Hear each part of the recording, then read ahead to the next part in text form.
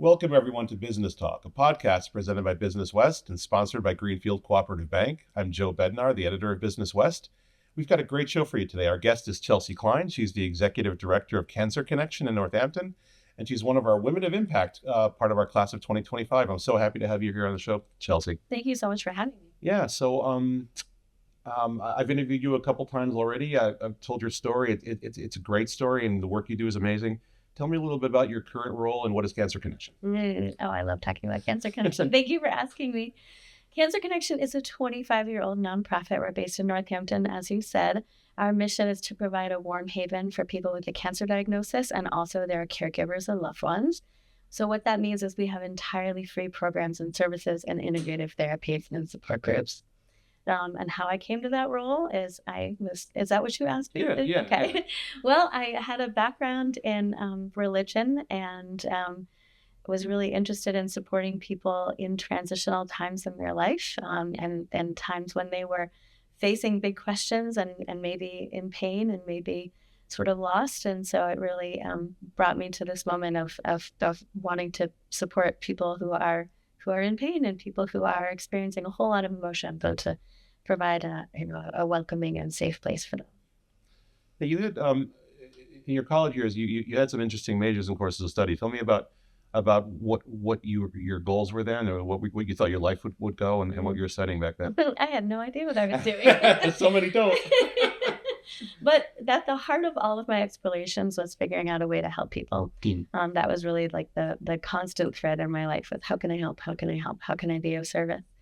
So I tried a lot of different things, but my major was to be pre-med because I wanted to provide service for people, and then realized that chemistry was not something I was very good at. So I studied religion and biblical literature. I was really interested in how religious structures and faith impacted people's choices about their bodies and their families. So I was really interested in kind of unpacking some of those questions. So I wrote an honors thesis at Smith College. I was an Ada Comstock scholar about modern reproductive technology and Jewish law. So I really got into the nitty-gritty of it. I was really, really fascinated with those questions. And my thesis advisor at Smith, Lois Dubin, she recommended that I go to Harvard Divinity School so I can continue to kind of grapple with some big questions. And that led me to study pastoral care and counseling at Harvard Divinity School, where I earned my master's in theological studies. So that was all about how to provide comfort, how to be a non-anxious presence, how to really, make a warm space for people so that they can be heard, be supported, and kind of grapple with the big questions of life and existence and mortality. And it's really interesting how those concepts and how you're developing really kind of fits so well into what you do now at Cancer Connection. But before that, you had some other roles in your career as well. Can you kind of take me through what you did after that? Sure. I was very happy to work at Bay Path University for about 6.5 years, I'd say. I worked over the Women as Empowered Learners and Leaders program for the non-traditional students, for the adult students, my people. And I also was over the Leadership and Organizational Studies program. And I also was over liberal arts. So what that meant is I oversaw the assessments and the faculty and the courses. So I did online and in person, which actually the skills that I learned there about, creating and developing online content worked really well for transferring to Cancer Connection because many of our programs are hybrid. So I was not shy about making sure that our support groups could accommodate people who were, not with us in the room, who were joining remotely, and also the people who were in the room. So we were very grateful to have a donor who gave us a virtual conferencing system. And actually Norseman Audio was very generous with their time to set up the whole system for us, so that we now have people who are unable to travel for whatever reason, if they're, don't have a vehicle or they're not well or they're caring for someone who they really can't leave their bedside, then they can join us remotely. So many of our support groups are either entirely online or a hybrid. Understood. And before you were at Cancer Connection as well, you actually had a foray into politics. Can you tell me about that? Sure. I ran for state senate in 2018. That was a whirlwind of a time. And I was, very proud of the campaign that I ran. And I worked really, really hard. I did not win, which in retrospect, I think that's actually really for the best, because Joe Comerford is doing an amazing job. And I'm very, very grateful to her for all the hard work that she's doing for Western Massachusetts and for our district. And also I worked really hard, like I said, but also I had a lot to learn. And Joe was doing a great job. So and if I had one, then I wouldn't be at Cancer Connection. So things sometimes work out. So, another thing about interesting thing about your journey to Cancer Connection is you had an early connection to the organization through your mother. Tell me about that. Yeah. So when I moved here in 2001 from DC, my mom was diagnosed with breast cancer. I was her primary caregiver, and I was also a single mom. I had a little girl who was 5 at the time. And my mother was getting treatment at Dana-Farber in Boston, and she found Cancer Connection. So that was in the early days of Cancer Connection, because that was, I think she was a participant in around 2002, and Cancer Connection started around 2000. Yeah, so, pretty early. Yeah, back when Cancer Connection was in the Silk Mill building. We have since moved up across from Cooley Dickinson, as you know. And I remember when, I think I've told you this story, when Monty would do his camp out, and my daughter Lulu, who's now 28, she knew that, is that right? I'm trying to figure out the math. No, that doesn't quite work out, but whatever. When Lulu knew that Monty was doing his camp out, she would, clear out her piggy bank and put it in a little Ziploc bag and march down to the courthouse lawn to donate to Cancer Connection, because she knew they had helped her grandma so much. And also, she was very starstruck with Monty. Don't tell her I tell her the story. She'd be so embarrassed. But she thought Monty was the coolest, because she was a little girl listening to the radio. So I knew that Cancer Connection was a really special place. And the mission, I mean, what's so remarkable, as I shared with you before, is that the mission is so durable and so clear and so compassionate that people from all walks of life, they hear it and they're like, oh, this is beautiful. This is important. This is so impactful. This is something that I can support. So we have, kids doing lemonade stands in their driveway, to a motorcycle group, as I shared with you, the Cobb group, to incredible banks and insurance companies, and all different kinds of walks of life, and different kinds of levels of support in the area. And that's what keeps us going. We don't rely on federal grants. We are totally supported by communities and sponsors and organizations and people right here in Western Mass. So it's really, really, really beautiful and really moving to me that this organization is kept alive by the generosity and that people really recognize the importance of this mission. It's amazing. You're listening to Business Talk, a podcast presented by Business West and sponsored by Greenfield Cooperative Bank. We're talking today with Chelsea Kline, the Executive Director of Cancer Connection and one of Business West's Women of Impact for 2025. Yay. I'm so glad you mentioned some of those connections. I keep using that word, of course. And you mentioned Monty Belmonte's camp out for Cancer Connection, which I think has morphed into the bed-in for Cancer Connection. Wow. Yes, it's morphed even more from there. That one of our other Women of Impact, Tara Brewster from Greenfield Savings Bank, is involved in. Just talk a little more about these community connections, how important they are, because it's such a great model, and you're bringing in everyone to kind of see the worth, the value of what you do. Yeah. So tell me a little bit more about why it's important. Maybe some other connections that you have. Yeah, sure. I mean, I'm a connector, and I love a good party, and I love people. And even though the work that we're doing at Cancer Connection is really serious and can be really painful and really emotionally heavy at times, doesn't mean we can't also have fun. And so that's a big heart or a big essence that I bring to my spirit of the fundraising that I do. Luckily, there are some amazing and really silly models that existed before my time. There even used to be I think a tricycle race that happened before I was at Cancer Connection. So there's definitely a precedent of doing some funny things to help raise money. But I have taken that and run with it for sure, because I love to bring people together. And if we have a common mission and we have a reason to gather and we can raise money and support a good mission, and at the same time, that's a win-win-win to me. So as you mentioned, the camp out, which morphed into the bed-in, which became the Grateful Bed Tour last year. Okay. And Tara has been along with us for the iterations of the bed-in. So during COVID, I don't know if you know this, the Monty moved the camp out indoors into his bed and made it out. That's right. Yeah. And he broadcast from his bed. He has been very supportive to us, as you know, for many years. And then when he moved to NEPM, he is no longer able to do so much fundraising, unfortunately, but we're very grateful for what he's done. So Tara officially took the torch from Monty, which was a lovely moment to witness. So she was part of the bed-in that we had in the lobby of the Greenfield Savings Bank. And they've been incredibly supportive to us with their community support, community leader sponsorship, I think is what we call it.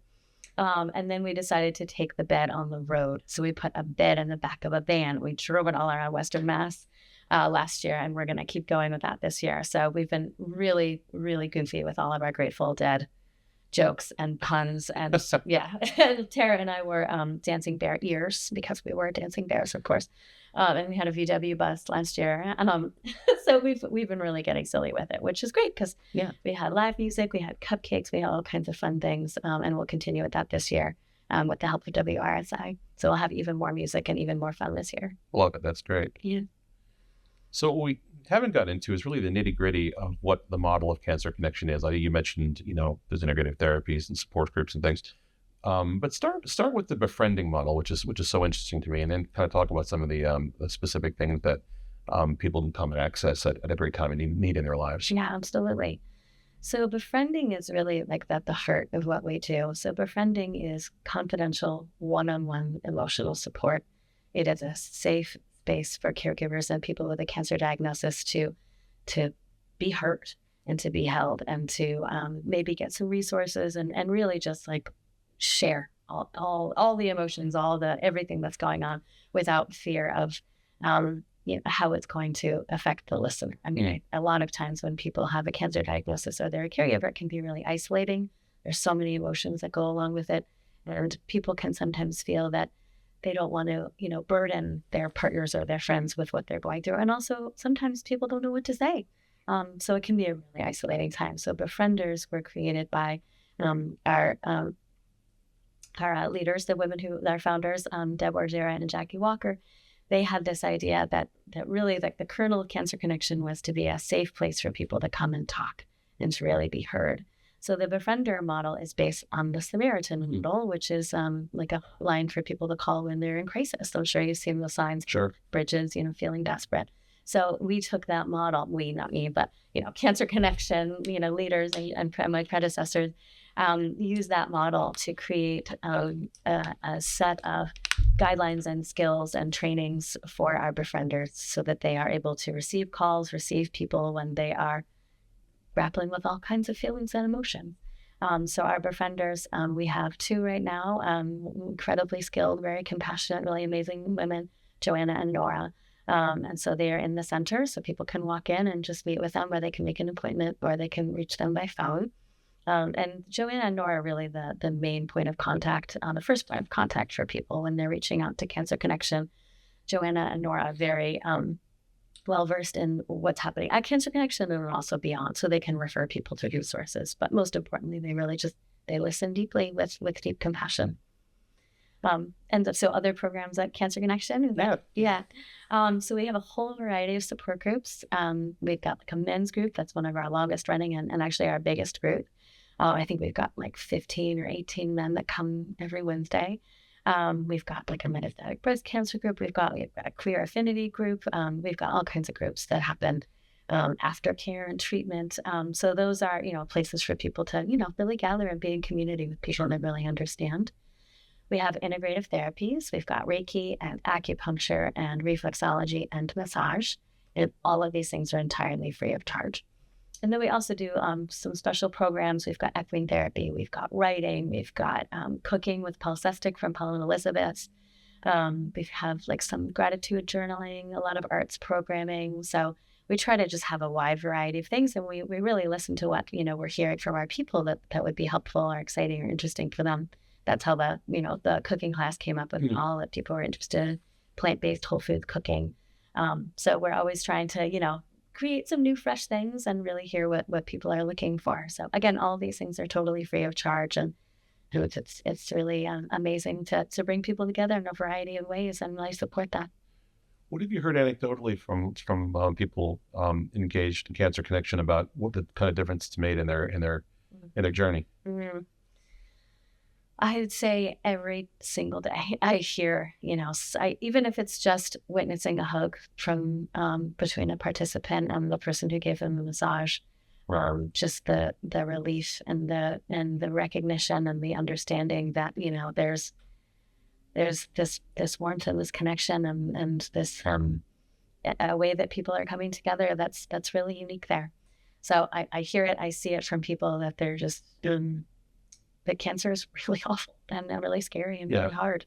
And when they come to Cancer Connection, they don't have to put on a front. They don't have to put on a happy face. Like, they don't have to worry about our feelings, because we really understand and really we're there for them.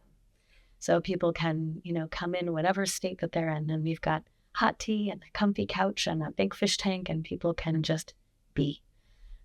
So we hear all kinds of feedback from, how they're feeling before a treatment and how they're feeling after. That's what we capture in our evaluation forms. So often we have a numeric scale and also a place for people to write how they're feeling. Often they're very low on the numeric scale about how they're feeling.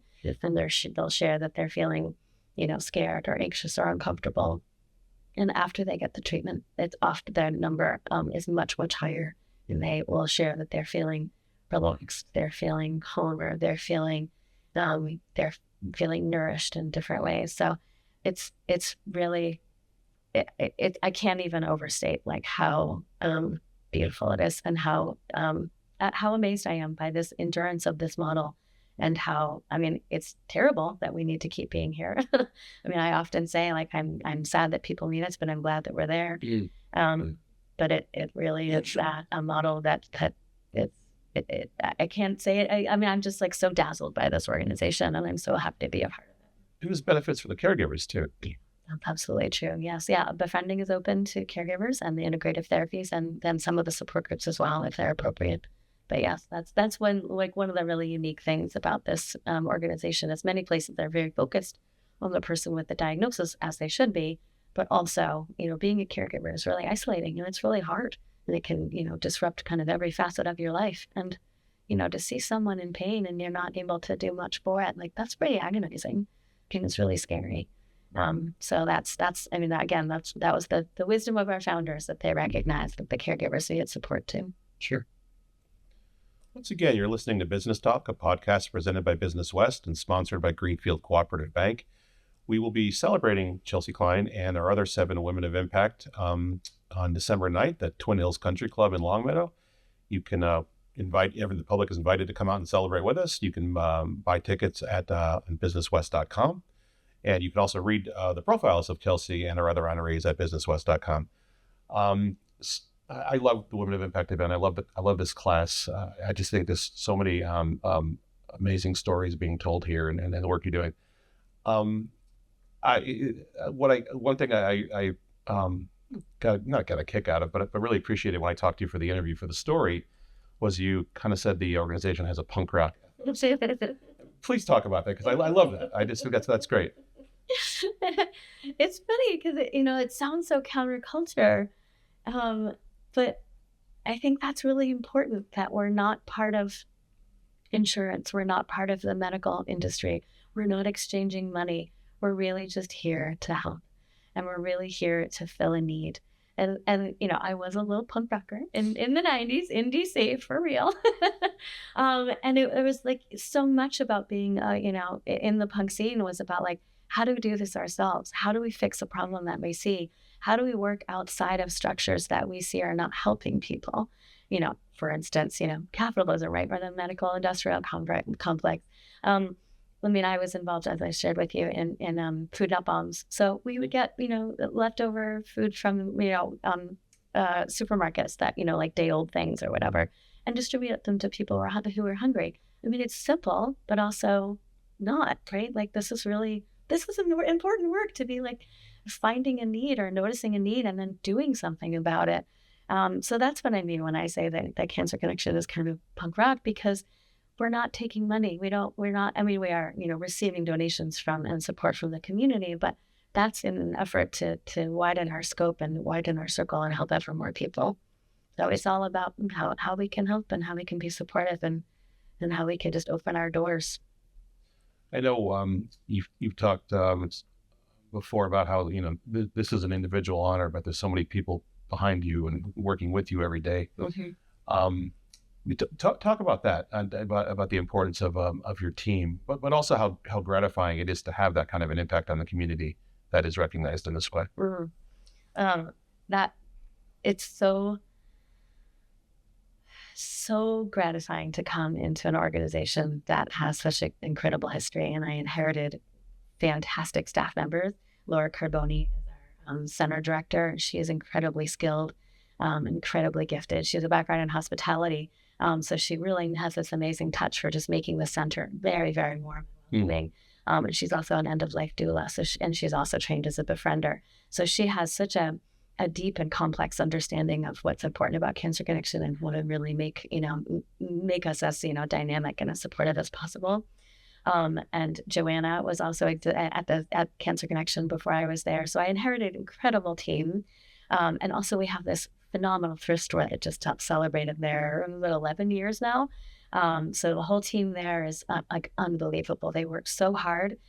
So we've got Chris and Christine, who are the manager and the assistant manager of the thrift store. And they oversee about 50 volunteers a year that keep the thrift store running. And of course, the community that gives to the all the donations that come through the door to the thrift store that make it such a happening store that people want to come to and get amusing housewares or jewelry or shoes or whatever. So there's so many hands that keep Cancer Connection rolling along so smoothly. And of course, our board of directors, we have unbelievable team. And we just welcomed 2 new members, Rebecca Finkel and Malika Ross. Rebecca has a background in grief counseling and Malika is a visual artist. And they both have, deep understanding and appreciation about our mission. And of course, my board of directors, my co-presidents are the people who nominated me. So I'm exceptionally grateful to them for all of the ways that they help and support Cancer Connection and the way that they recognize that, I'm really in love with this organization and I give it my heart and my soul. So Jean Einstein and Sue Lowry are my co-presidents and people that I really profoundly love and admire and respect. I appreciate you identifying them because I know it's important to you to kind of let people know some of the life force behind this organization. So many good people. I joke that the rule is you have to be a real sweetheart to be involved in Cancer Connection, and it's pretty much the way it is. And you have to be kind of cool too. We're just about out of time. I think it's important. Are there ways that people interested in Cancer Connection can support the organization? Yeah. They can learn more about us, of course, at cancer-connection.org. And also we have Facebook and Instagram. So we keep flyers going, all our new kind of programs and things like that. And of course, our fundraising event. So people can learn more about us there. They can check out our thrift store on South Street in Northampton. That's a good way to check out what we do. We're open Wednesday through Saturday, 10 to 5. So they can get a good, treasure. Or of course, they can donate any kind of, gently used items. Or even brand new items. We get all kinds of artwork and housewares and jewelry and things like that. And then, of course, we have events that are out in the public. We'll be having a brunch at Paul Elizabeth's, an exclusive brunch. That will be February 11th. So that's a big event coming up. We'll have the Grateful Bed Tour coming up in June 12th, I think is the date. And we'll be landing at Food Truck Friday. So that'll be a great big party. So those are upcoming events. And we have our Mother's Day half marathon as well, and that's on Mother's Day.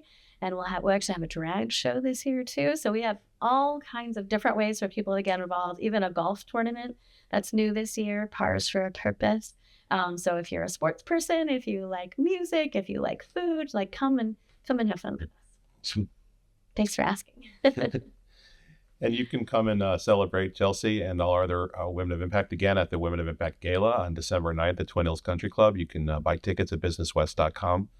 Thank you so much for coming here and spending some time with me today. I really enjoyed talking to you. I think the work of the organization is amazing. And thanks for sharing with our audience. I always love talking to you, Jill. Thank you so much. And remember, everybody, that kindness is punk rock and empathy is punk rock. So be punk, be like Chelsea. I'm Joe Bednar, the editor of Business West. This has been Business Talk, a podcast sponsored by Greenfield Cooperative Bank. And we'll see you next time. I love it.